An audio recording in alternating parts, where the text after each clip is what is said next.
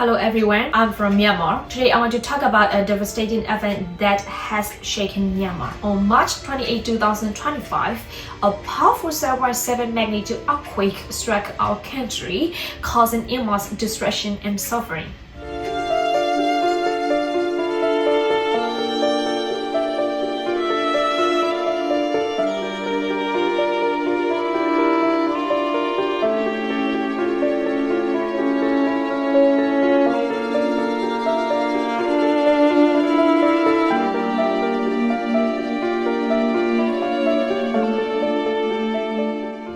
The impact has been catastrophic. More than 1,700 people have been died and more than 3,400 have been injured. Thousands remain missing and entire communities have been displaced. Especially cities like Sagaing, Mandalay and Naypyidaw have been severely affected, with buildings collapsed and roads destroyed.